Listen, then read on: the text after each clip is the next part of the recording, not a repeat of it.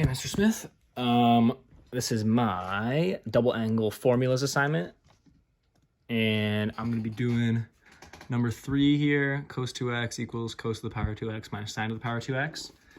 And well, so basically, I kind of already recorded this, and I had a little mess up right here, and pretty much this isn't. Or I was just being really stupid and not multiplying the 2's on the bottom here. So I was getting negative 1.5. So that messed me up. I was at like exactly 4.5 minutes. Okay, so I proved it up here by expanding cos 2x to cos x plus x. And if you're using, here, what do you want me to do here? Right, the left-hand side is either cos x plus x or sine x plus x, and apply a relevant compound angle formula. So if I'm proving that by using a compound angle formula, I'm just picturing that as cos x plus y, but just another x instead. So I just expand it out, same as usual, or same as I would with cos x plus y, but just with x's instead.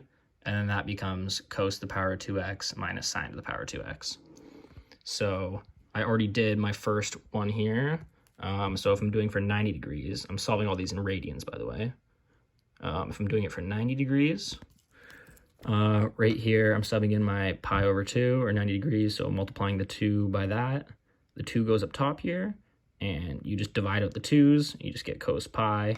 And then if I'm looking at my little wheel here, where is it?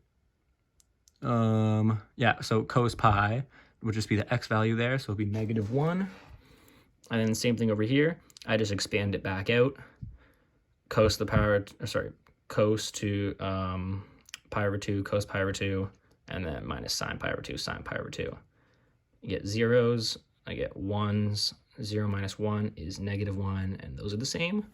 And then over here, same thing, but now for 60 degrees, solving it in radians still. So cos 2x just expands out. 2 times pi over 3 just becomes 2 pi over 3. And then if you're looking on the wheel here, 2 pi over 3 is 120 degrees. And if you're looking at the x value, it's just negative 1 over 2. And if you're using cast, yeah, it's negative over there, not positive for a cos. And then what else we got here?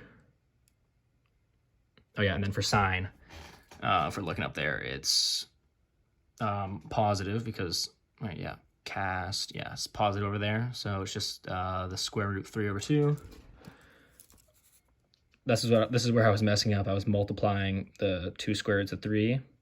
I get 3, but I wasn't multiplying the bottom for some reason. So I got it now, and this just equals -1 over 2. And then last one here now, trying to do over 5 minutes, equals cos, expand it out. I don't know why it's written like that. Just write it out. Oh yeah, sorry, now we're doing 45 degrees, still in radians. 2 times pi over 4 equals cos 2 pi over 4, and then that just becomes cos pi over 2. And then if we look at cos pi over 2, it's 90 degrees, and if we look at the x value, it's just 0. So cos pi over 2 is just 0, and then same thing on the right side here. Expand this out. Cos pi over 4, cos minus sine pi over 4, sine pi over 4.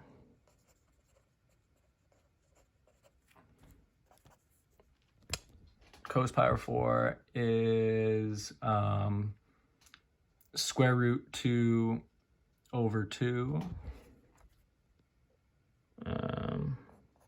Square root 2 over 2 times square root 2 over 2 this.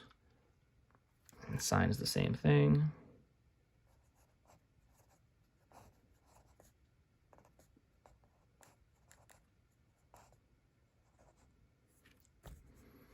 And then if you multiply these together, well, I guess you could technically just like cross them all out because they're all the same.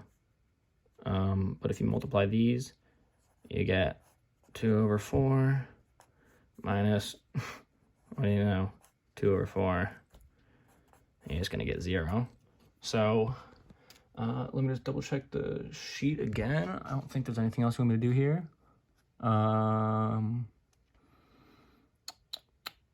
Yeah, I'm gonna use pi over 4. Yeah, so I got my proof. Here, I'll try to get like a good visual here. So I got my proof at the top here. Yeah, the a and the b value, just showing that instead of it being cos x plus y, it's just cos x plus x, just changing the x, or sorry, just changing the y value to x value. And then all of the verifications for the x values. Thank you. See ya.